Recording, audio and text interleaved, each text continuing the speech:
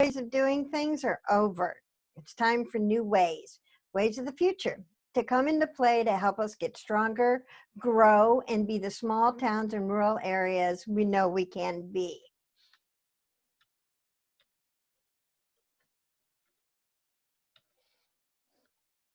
There are 3 rural trends that are not going anywhere. Let's look at those trends and what's here and almost here. These rural trends bring with them new innovation and new possibility to do this new work right where you are. Rural areas have the room and the inclination to be involved in these 3 trends. First is agriculture and food production. You can't raise a herd of cows in the city. We will still have farmers, and we know farmers are an inventive sort of people. Take a visit to the coffee shop and talk to the old guys there. What things have they invented? Then find out who the young farmers are in town and ask them the same question. Rural people play a key role in farming and food production. I know we've been hearing a lot about urban agriculture, turning your suburban yard into a vegetable garden and some other amazing products. But over 97% of all land in the U.S. is rural. The vast majority of our food is produced in rural areas by people who live, work second jobs, and do business in small towns. So small towns are the necessary support system for our food supply. We know direct ag jobs are declining as farms consolidate and increase productivity, but there's a whole nother side to ag. We're seeing more small farms, organic production, specialty crops, exotic produce, diverse plantings, humane animal care, local foods, sustainable practices, and even more farmers markets. Farmers don't just fall into 2 groups, traditional versus non-traditional. Now farmers come in a much wider variety. There's an entire continuum of production methods, as the people who manage farms and ranches make more conscious choices about every aspect of their operations. All of this is buoyed by the massive consumer interest in small and local. Buyers all over are asking more questions about where their food comes from. How is it produced? How is it cared for? While big agribusiness corporations are trying to meet this demand, they just aren't what consumers are looking for right now. Small towns are in the best position to ride this wave of innovative food production. Now, some of the innovations coming from ag are drones, the ones that are easy to use and monitor your fields right down to the soybean leaf. EFR, electronic field record, which includes weather, soil data, farm practice, workflow, and visual imagery. Then it gets applied to artificial intelligence, resulting in automatic recommendations to help farmers make better decisions. Blockchain. Now, it's a distributed database existing on multiple computers at the same time. It's constantly growing as new sets of recordings or blocks are added to it. And each block contains a timestamp and a link to the previous block. So they really do form a chain. Blockchain provides a single source of data and record keeping for farmers. So it tracks in one spot your contracts, your inventory, and just about everything on your farm. This is one of my favorites, plant tattoos. On corn, they measure the plant's use of water. Many other technologies can grow from this idea, measuring the structural integrity of buildings, testing crops for diseases, and even monitoring the environment. A couple of guys in Australia figured out how to weigh their cattle while out in the field without having to bring them back in. They started a company called Optaway, and now their product is in fields all over Australia. And they actually got started because they participated in a pitch and grow. Bravo to them. The second trend is energy and natural resources. Now, small town people play a key role in energy and natural resources. Think about all the different resources we depend on. There's water, oil and gas, timber, mining and minerals, wind power, solar power. According to IBM, 60% of consumers are willing to change their shopping habits to reduce environmental impact. 60%. 57% of consumers are willing to change purchasing habits to reduce environmental impact. Workers are interested too. More than 70% of them would choose to work at a company with a strong environmental agenda. And more than 60% of workers said a strong sustainability plan would affect their decision to stay at a company. Now, some of the innovations coming from energy and natural resources include artificial photosynthesis. It's the process plants use to generate energy, and the byproduct is hydrogen. There are zero emissions in hydrogen fuel. The problem is, how do you replicate this photosynthetic process? And scientists are making headway. Electric tires. What if you could charge that electric car without having to plug it in? Using the power from road friction is being explored to do just that. Now think about how our farm equipment usage could change too. Liquid liquid sunlight. It sounds kind of space techy, doesn't it? According to CNN Business, they said at the Chalmers University of Technology in Gothenburg, Sweden, scientists have created a specialized liquid that can absorb solar energy and store it for as long as 18 years as a thermal fuel. The fluid works like a rechargeable battery, but instead of electricity, sunlight goes in and heat comes out when it's needed. 3D printed solar energy trees. These devices are covered in solar-powered leaves that harvest solar energy, and they are certainly better looking than those solar panels of old. The third trend is wildlife and natural conservation. We play a key role in protecting recreation and conservation areas. The natural environments, it's really important to us humans. We set aside areas to protect and preserve, from tiny city green spaces to huge national parks worldwide. Modern preservation takes people. All protected wild areas require people to build, maintain, and protect them. But we don't just build fences and never let people go in there again. We designate some appropriate uses. It might be recreation or even resource production. So we're going to need people to be guides and helpers. We'll need rule enforcers like the rangers. Now, where do all those people live? Not in the big city. Then travelers headed to the parks will need gas, food, and lodging.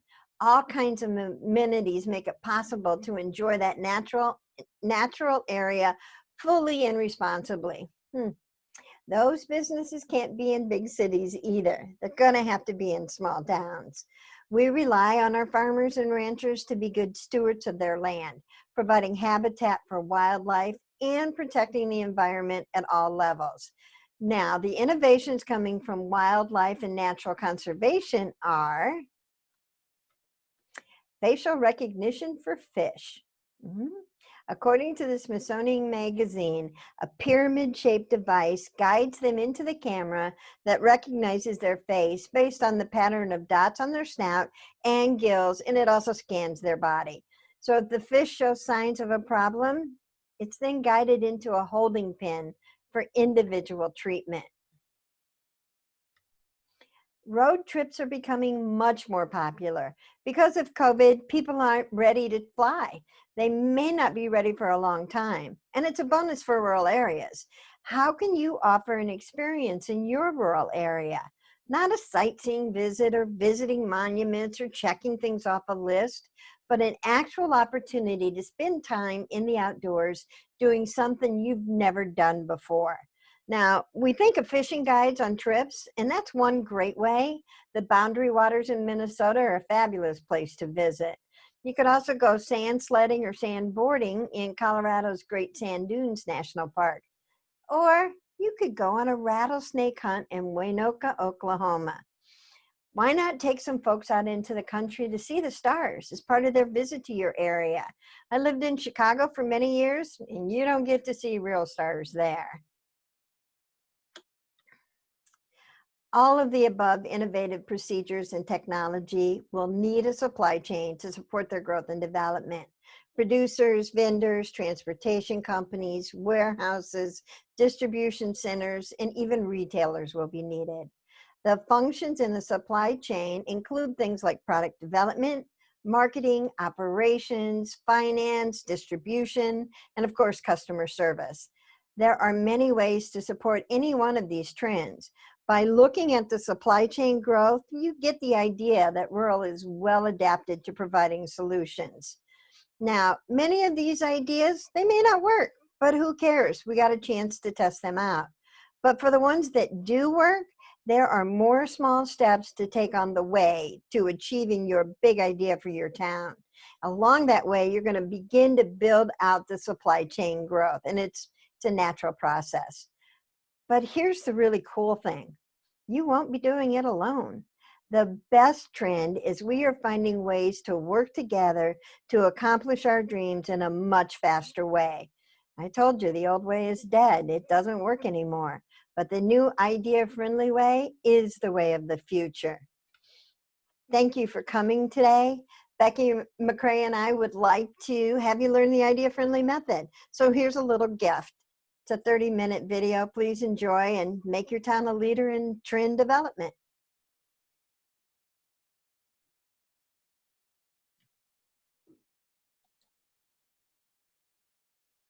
Everybody get the link, and I'll stop the share. Perfect. Thank you so much, Deb. Gosh, such important information and very interesting. Definitely things that I have not come across recently. So really cool stuff. So before we get into our completely open question and answer session here, I want to give Casey and Kevin just a moment here to introduce themselves and tell us a little bit more about who they are and what they do exactly within their companies, and maybe a little bit about your entrepreneurship experience. So I guess Kevin or Casey, I am indifferent on who wants to go first. So we'll just, whoever gets to speak first, you're on. Well, that sounds good. I'll go first. Thanks for the time, Jody. I think, as Casey and I talked about today's conversation, we found the most value when we go back and forth, especially with the audience, and really answer questions maybe are on your mind. Our company is called Intent. If you kind of go back to the roots of our organization, we started the company in 2016. And the idea, as you listen to Deb talk about the innovations in agriculture, there's a lot of really cool stuff going on. You can look at Ag Thunder, you can look at the news releases that come out every day. There's a lot of technology, there's a lot of products coming to the market. One of the things that we said with Intent at the beginning was, let's be intentional with data, IN10T. And the premise was, let's not go invent something new and tell farmers that they've got this problem they didn't know they had, because they've already got a list of problems that are out there today. So let's use information that's helped them solve problems. The premise of our company was that we started off doing field trials. And the idea was that farmers are trying to test and validate products every day. And so we said, in order to help farmers, what if we help them organize the data, we help set up the protocols, and we help companies figure out what was going to work. So when it comes down to it, there's two things that happen in the innovation cycle. One is companies want to know, are farmers going to adopt products and practices, and at what rate? And farmers just want to know, is this stuff going to work? That's all they really want to know. And so we said, we're going to be the connector. We're going to actually pay farmers to run these trials. As our organization grew, and I'll kind of talk about this more as the entrepreneurship path, I've been part of 4 different startups. And a lot of times, what I learned, I'd go into farmers, or I'd go in and talk to a group of agronomists. And there was a word, and I talk about this a lot when it comes to entrepreneurship. I'd be in a meeting and I'd hear, wow, that's really interesting. And after being in the ag tech sector for about 20 years, I finally realized that I couldn't sell interesting, because interesting meant that it was something that people were interested in, but they weren't necessarily going to pay for it. And so I wanted to be in a spot where someone said, nope, that's a bad idea, go back to the drawing board, or yes, that is highly valuable and I need that. So that's kind of the premise for how we launched Intent. As we grew, we went from field trials.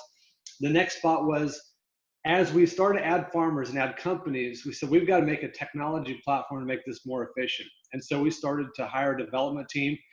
And my path from an entrepreneurship standpoint has been basically starting in consulting, growing a technology platform, and then building a team around that builds ancillary services alongside of it. So we'll talk about the path, we'll talk about intent. I had the chance to go through the MAB program in 2010, and I'll kind of leave you with this and toss it over to Casey. But to me, when I look at the MAB program and what I went through 10 years ago, here's what was important. In 1996, I went to Colorado State University, and I knew that if I went to college and I got good grades and I passed all the classes, that I was going to get a good job. That was the hope, right? And I think that was what I focused on. When I came out of school in 2000 from Colorado State, I had the chance to work with the different startups, and I always knew that I wanted to go back to school. But I used the time at K-State when I worked on my MBA to work on one problem. And I basically developed a thesis that said, basically, what's going to impact farmers trading grain online? And for 2 years, I thought about that. And that project, that thesis was what helped us build an organization. But what I valued about my MBA experience was it helped me to think about things differently. I didn't care about the grade. I cared about what was the problem we were trying to solve. And so as I think back to my experience, I'll probably weave some of those pieces in from the entrepreneurship path. But my mentality changed, and it went from undergrad, get good grades, get a good job, to master's degree. What is the problem and what is the value that we bring to the equation as we solve these problems? So I'll kind of talk about that today as we go through this. But that's my background. That's our company intent, and we'll probably weave some of the different stories in as we go, but I'll toss it to you, Casey. Yeah, appreciate that, Kevin. And I trust you can hear me okay, Kevin, and see me? Sounds good. All right. So a little bit about AgriSync. We are the leading customer service platform for modern day communication in agriculture. And similar to Kevin, right, we kind of set out to solve a very specific problem. And that is that there is a shortage of experts, and especially in agriculture, we're often separated, if you will, by large proximity. And we know that in order to adopt and execute a lot of these new modern technologies, that there's a little bit of hand-holding that needs to occur between a farmer and an expert advisor. And so we have built a platform that enables communication to occur between a farmer and their trusted set of advisors and brands that they work with every day. And so part of our kind of mission is to help knowledge transfer to the point of need. And as simple as that sounds, it's actually very difficult to do in a lot of the situations that we run into in agriculture. And, I think some of the things that we have learned is, and I think may be helpful to the broader theme of our webinar discussion, is that the place or location of these experts in modern day agriculture is becoming less and less important. And so when we think about what we've all learned over the last few months with COVID, is that we're able to do things digitally that maybe we didn't think we were capable of. But we also know that our frontline kind of essential worker farmers still need a set of expertise and advisors to adopt new technologies. And so we enable the communication platform that allows that to occur every day. And I think one of the key lessons that we learned is that there's lots of new technology. Execution matters. And I think every day, Kevin and I can probably speak to the fact that, we see a lot of people who aspire to do entrepreneurship. And, the first thing I will sort of check for is their ability to execute, their ability to get things done. Because there are lots and lots of good ideas in the world and concepts.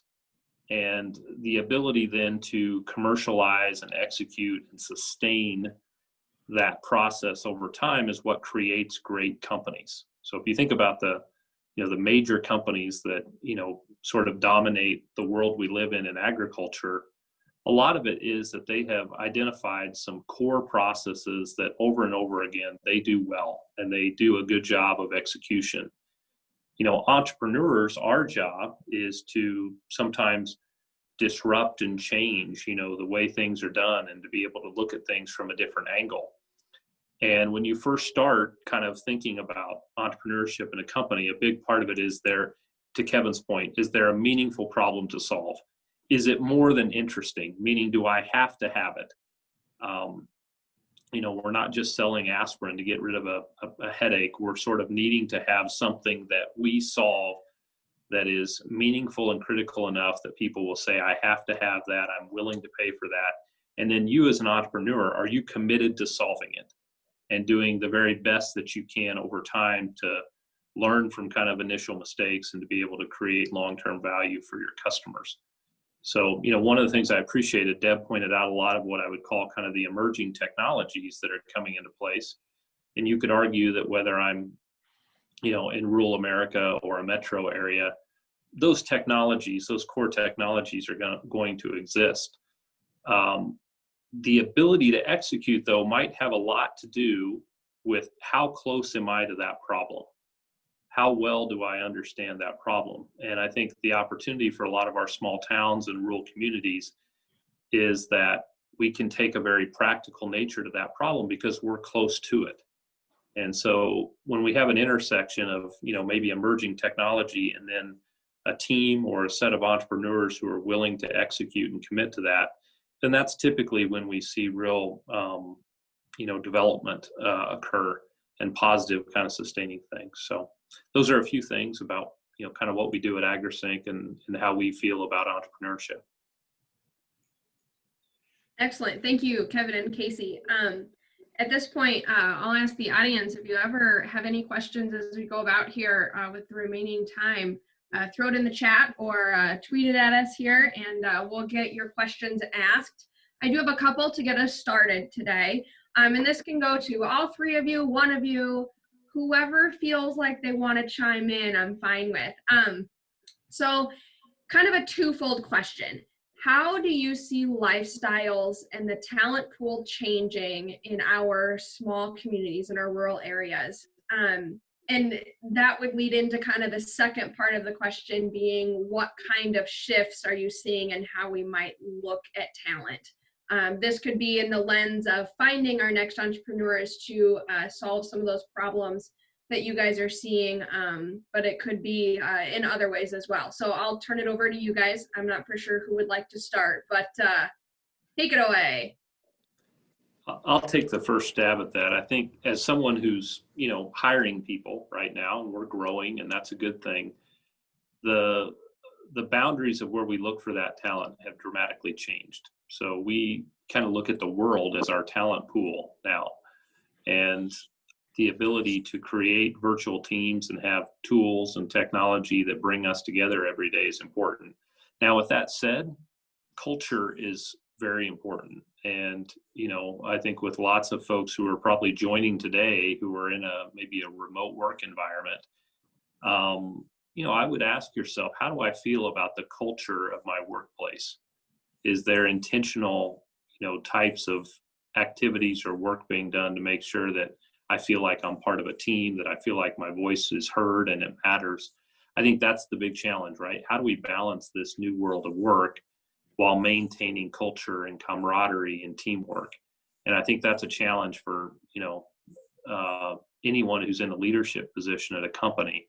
But I also think it presents a great opportunity, especially for maybe our young people who have an affinity to live in a small town or a rural environment, and yet want to be able to work for, a larger company or some type of organization that's not just in the block next to them. And my hope is that presents, some income into our, rural environments and some diversity into our rural communities that really presents an opportunity. I think, and I'll compliment Kevin here because I am able to watch and see how his team engages at the farmer level and how he has hired and attracted talent who uniquely has the ability to, speak a language at the farm gate that is valuable and has created real velocity in his business. And you could argue that, his ability to hire people who are remote has opened up that capacity. If he had to, hire people just from a very specific geography, it might be more challenging to do that. But I think, the world in which we work is changing. And I think it lends toward, there's a lot of people who are waking up in a, cramped apartment on one of the coasts, paying way too much for rent, and probably a long distance from the problem they're trying to solve every day, if they happen to be in our industry of ag tech, who would argue that, if I were able to wake up and be in Kansas, or in my case in Iowa, that we're closer to the problem we're trying to solve. And because of that, our ability to not just look at technology as a tool, but really to think about how we execute on it, I actually think it's going to be good for us in terms of the global talent pool. No, I think Casey, you hit that right on. Let me hit on 3 points, and just to drive a couple things home. So one is, Casey talked about how the world has changed since about March 15th, and as we were building the organization, we started with a couple of consultants, and then we continued to hire people. Last year in 2019, we were at 22 individuals, and now we're at 32, 33. My guess will be close to 40 by the end of the year. Last January, we decided that we needed an office. If we wanted to be competitive in the marketplace, that we wanted to go sit down with multinationals, that we had to have an office and a conference room, and maybe put your sign on the wall and say, we're a real company. And so we spent several months working on developing where our office was going to be. We have core teams in St. Louis, Kansas City, and Des Moines. And so we decided that we're going to have this office in St. Louis. As COVID started to hit and everything started to shut down, we realized that, we don't need to do this today. And then what happened is companies started coming to us saying, how do you all operate? And can you help us in this virtual space? And so the second point that I want to make, Casey talked about culture. And I came from an environment, and there was a job that I had, and maybe you guys can remember some points like this. I wanted to be in the office by 7:58, because if I was in the office by 7:58, I knew my manager was going to walk down the hallway, and if he saw me sitting in my chair, screen was away from me. I could be on Facebook. I could be half asleep. Didn't matter. He saw me in my chair and was like, bonus points. I don't know what it mattered, but I was in my chair by 8 o'clock. Since we started the company, we've never had traditional office hours. And actually last year, in our employee handbook, we actually don't have days off. It's to take as many days off as you want. But when there's work to do, and I can tell you starting about September 15th, November 20th, we go really hard. And the deal is that we focus on quality of work and not so much quantity of hours. Are you in your chair? And so I want to talk a little bit about culture and how we do it, but I think it's really important that you learn, for us as an organization, we learn how to operate in this space. And so we use a lot of different technologies, but for us, this is the pattern that works, and I'll just kind of share the framework. Is on Monday, we get the entire team together. So there's usually 25 to 30 individuals on a call, and we lay out for this week, these are our priorities. And I think as an organization, I don't know what the number is, but for us, all of us need to agree this is where we're going.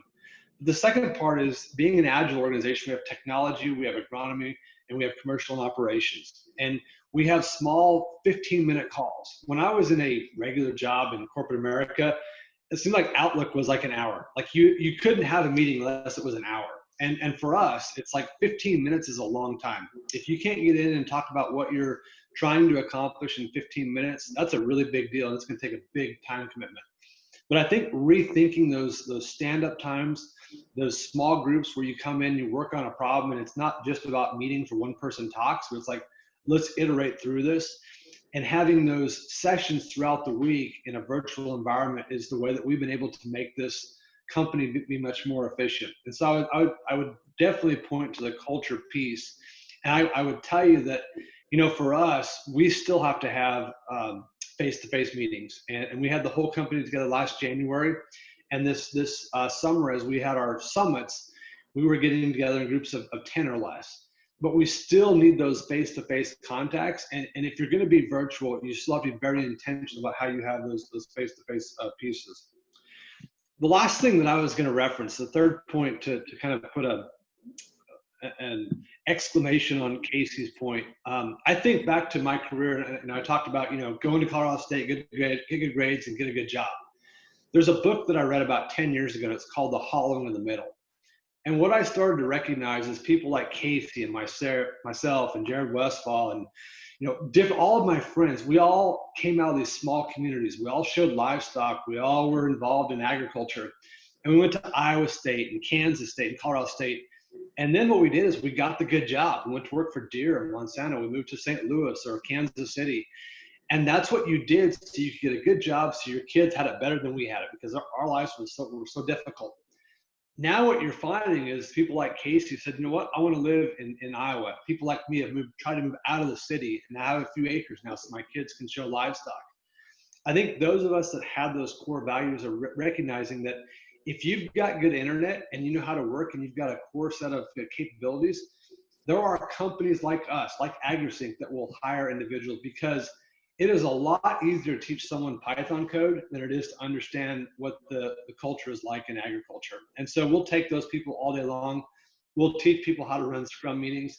We'll teach people how we're going to be better project managers. But I can't teach someone to be ingrained in the ag community, to know that our business doesn't work without farmers, to know that if we don't help companies survive, we're not going to be hired the next year. And I think that is our core. If we take anything away from today's conversation, let's recognize that now we can go back, and this hollowing in the middle, this concept of those of us having to move out to the big cities, it doesn't need to be that way. Some of our most talented individuals live in towns or on farms and ranches today. And I think that's what we can take away from this conversation, is that from March 15th or March 13th, whenever you want to say the pandemic started, the world looks different now. And I think we as leaders and those of us building organizations can now look at talent in a whole different light. And I'll add into that, bravo to both you guys for building culture that matters and having your employees happy to work for you, because it's important. We see more and more people, young families, moving back to the towns they're from, or moving to smaller towns because they can't live in the city anymore. It's enough to make them crazy. I would encourage those folks to get involved in your city activities as well, in your town activities, because it's not really a city. But talk to people about what do they do at city council, and visit the chamber, and go have coffee with the old guys at the coffee shop. Let people get to know you so you get that quality of life feeling from living in a small town. I mean, it's important to be involved. And every farmer I know gives back. If they're able to, they give back to their community. So look at the nonprofits in your town as well, and see if you can help support them. And one other thing, get involved in the school system. Talk to the junior high kids, hire students in high school to come in and try things for a day. Because what happens is, if you get them involved in your business, in your community, when they're in school, you are the first place they think of when they come back, because they do come back. Go get educated, go get some experience, come back. And you want them thinking of you. You want them coming back to you. My 2 cents. No, I love it. I love it a lot. Kevin, you're smiling awfully big. What, did you have something to throw in there at the end, or? No, I think that we as an agriculture community just have, I've been told many times now, don't waste a good crisis. And the way that we work, the kinds of people that we hire, where we sit, let's not waste this. Let's all get better as leaders, and let's go back and realize that now, Casey said it, and I was taking really good notes. It's like, our workforce is expanded, and we got to leverage as a community, being able to bring on this kind of talent and be able to work differently. Let's not waste this for companies and for individuals that can contribute to companies. Absolutely.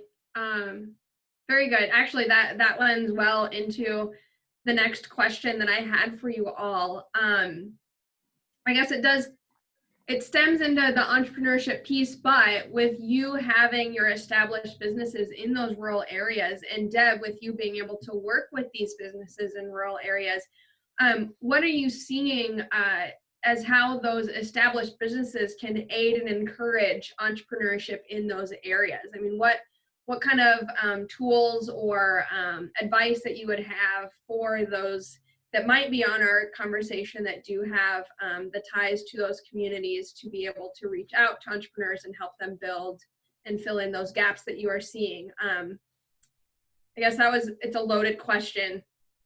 Well, it is for me. I encourage everybody that works in a small company, look around you. What are people doing in their free time? Are they building new things? Are they trying things in their garage? What's going on with the folks you work with? And then does your management team see that as well? Because if your management team sees it, that's what's going to keep people in the company, by giving them an opportunity to try their own ideas out. I think of a foundry that I went to that's successful because they're letting staff come up with ideas for new products and trying them out and building them out to see if it'll actually work. Entrepreneurs are everywhere. They're in their garages, in their basements. Everybody's got great ideas. But unless somebody is looking for them and listening to what they're doing, they often just stay right where they're at and change jobs more often too. Yeah, I would just add to that I think, again, having the idea is one part of it. The ability to execute typically takes a team. Both Kevin and I, right, we found partners to help us build our businesses out early on. And I think that, you sometimes don't hear enough humility amongst entrepreneurs, but let me just share a little humility. I've got a short list of things that I'm good at. I've got a much longer list of things that I kind of stink at. And one of the chief's jobs that I do every day at AgriSync is to go find people, and in my case, early on, was able to find a wingman in Jared Westfall who was good at a bunch of things that we needed to build a business, to scale a business. And I think it's important to recognize that if you're listening to this and you're like, hey, I've got an idea or an opportunity, you are going to need a few things to get that off the ground. You'll probably need a business partner. Again, that person who you work with every day that's good at a lot of things that maybe are not on your great list. You'll probably also need a supportive spouse and family, because your dream, hear me on this, your dream is someone else's sacrifice. And I think that it's important, if you're going to go into entrepreneurship and be able to ride the highs and the lows, that you have a spouse or family members who are there with you to support you when things are rough. And then the third element is kind of a community of advocates and cheerleaders. And that might be, again, the Chamber of Commerce, or, the Department of Ag, or some of the different groups that are hungry to help entrepreneurs create jobs in our rural communities. And there's a lot of great programs out there that allow, companies like ours to get started. And when I think of the early days of AgriSync, we spent a lot of time in those early stages kind of getting, our sea legs and kind of helping ourselves launch. And those three areas, right? Don't go it alone, right? There's very few lone wolves that, strike out and do well in entrepreneurship. Think about a partner who's good at things that you're not. Think about your, personal kind of support and ecosystem with family and your spouse. And then again, think about how you can engage with that, what I call the cheerleader community for entrepreneurs. And we've been very fortunate to be, blessed by all three of those. And I think that's been a key part of our success. Casey, those are really important points. And one of the things that I like to tell entrepreneurs, I didn't recognize this early on, but I tell people now, titles don't make you entrepreneurs. Just because you're not a co-founder or you're not the CEO, that doesn't make you an entrepreneur. And I think that, whether I look at times when I was within the DuPont Pioneer organization, I was acting like an entrepreneur there. I tell people, wherever you are, you can be an entrepreneur. You can figure out how to make things better. And I think that that's the number one thing, is don't get titles confused with what entrepreneurship truly is. That's number one. The second thing is, Casey hit on this a bit, but when you decide, my goal was always that I would have a really good job and I'd be okay, I'd be safe, and I'd have this really good idea that everyone had to have. And I spent 20 years with this notebook of ideas, coming up with, this is what I'm going to do. And once it starts making enough money, I can walk away from my cush job and I can go over here and I can go build this company. It's going to be easy. That's not how it was at all. And technically, I got pushed off the diving board, and people like Casey that went out and started a company, I tell them all the time, I didn't have the guts to do that. I had to get laid off before I actually went and did it. This is truly hard. And when you get in this space, you know, Casey talked about the importance of co-founders and those people around you. One, you have to have them. Two, you got to recognize them. And, you know, it's so important that you have that support cast, because there's been many times, let's point to Casey as an example. I can think of 3 or 4 events that we'd go speak at. And then I call him on the way home and say, how you doing? He's like, I'm good. I'm like, no. How you doing? And we talk about our wives, we talk about our kids. And we're on the phone. I remember nights when we've been on the phone with Casey, just Casey and I, or Casey and Jared and I. It's 11 o'clock at night. We're talking about, you know, how are we going to make payroll? How do we get to the next level? How do we keep this thing going? That's what true entrepreneurship is. And if you don't build networks and you don't have people that you can lean on to have those kind of things, that's what this is about, because it's not what you read in Ag Finder. I mean, Casey and I might have a good article once a year, might have a really cool conversation like this that I just love. But when you hang off the phone, it's the really, really hard stuff. And what I like to say about entrepreneurship is the highs are higher than any job I ever had, but the lows, they're harder than anything you ever dealt with. And so be prepared for that, but surround yourself with people like Casey, like Jared, that have been through this, that are going through this. And you got to be transparent and open. And that's the kind of stuff that no one told me, because I read all the books, and in the books, it looks really easy.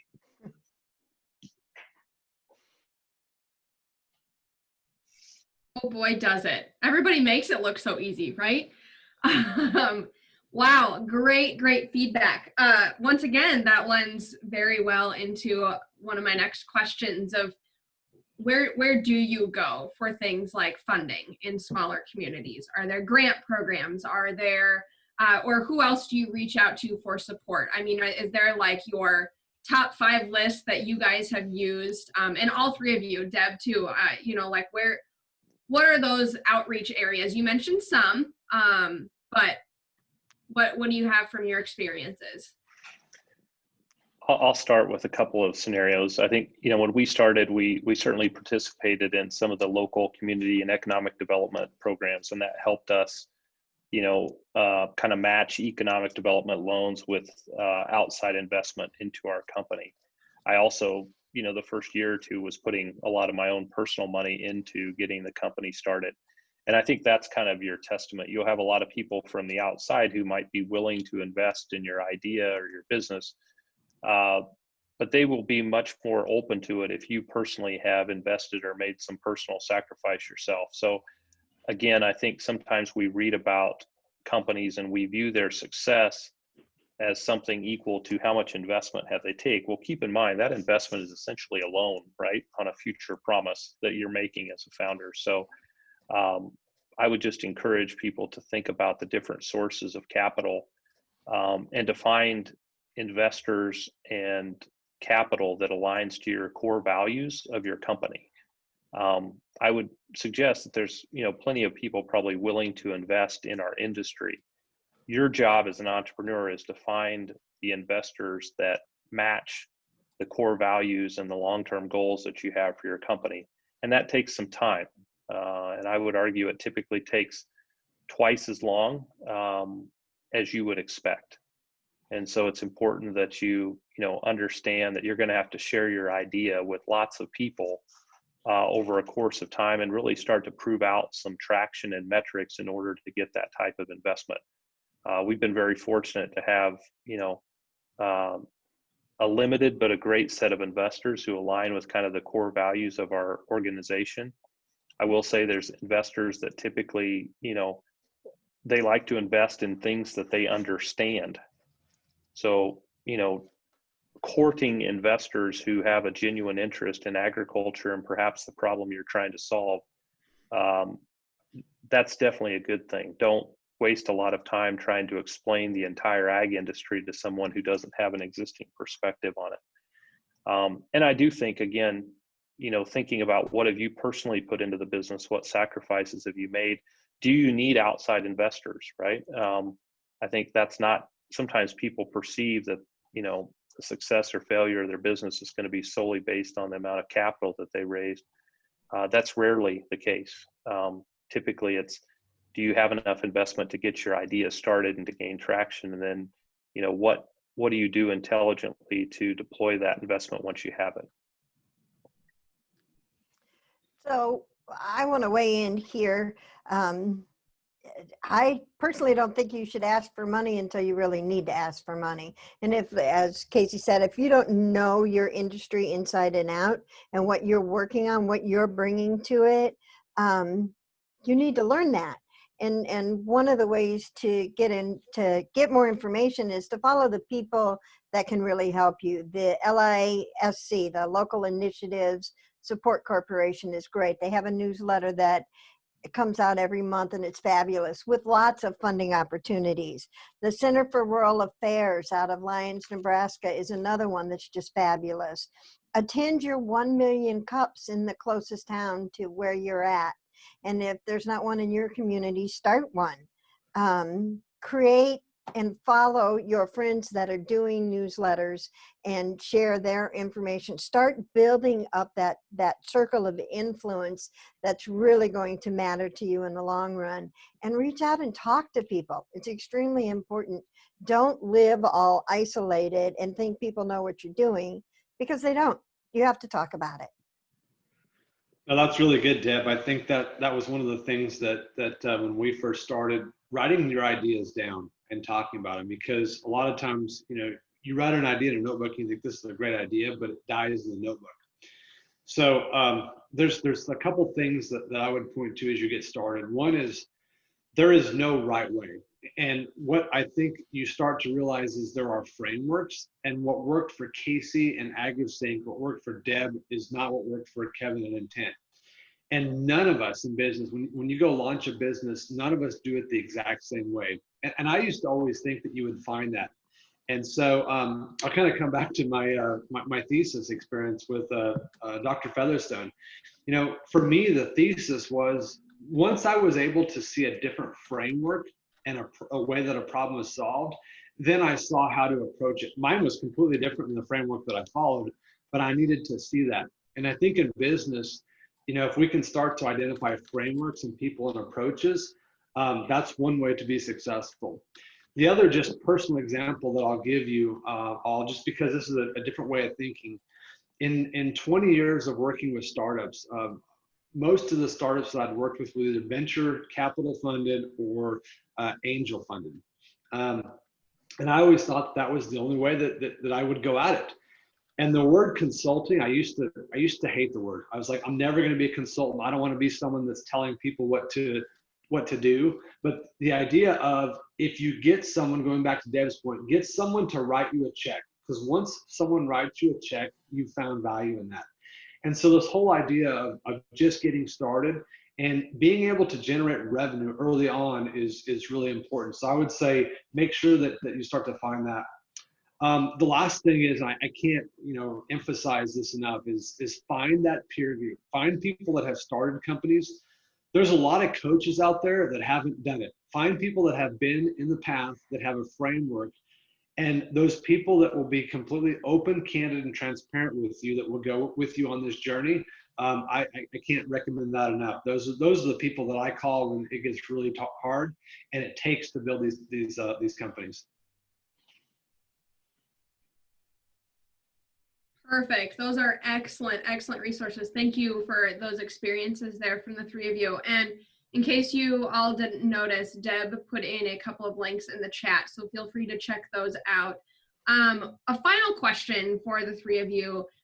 We have several advocates on the webinar with us today, who are constantly out in the states working on building food and agribusinesses in the communities across those states. So what message would you want them to take away from today's webinar?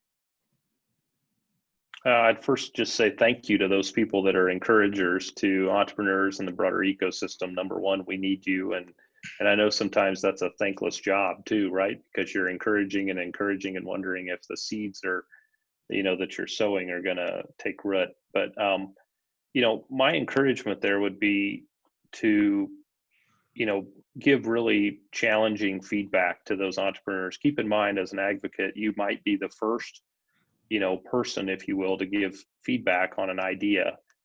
And, sometimes we, sort of overinflate an idea, and that person's about to, sort of take a big risk in their life, the entrepreneur, on that idea.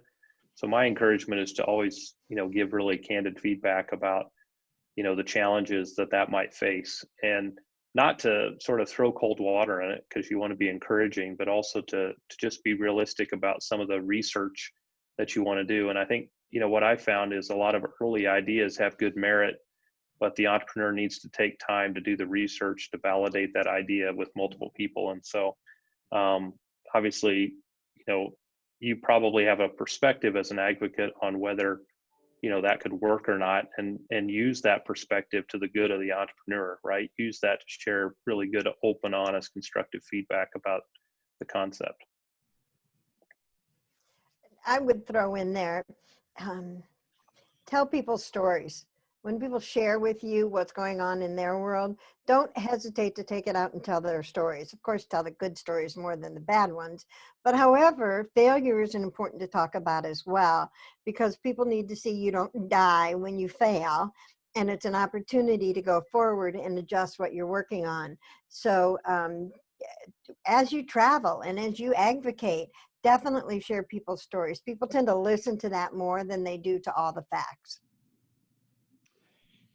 Yeah, and I would just end with, for our business, I've said this once, it doesn't exist without farmers. And so as you're advocating, there is a need. Every day there are less and less of us that grew up on farms and ranches, and it's going to continue, that trend will continue.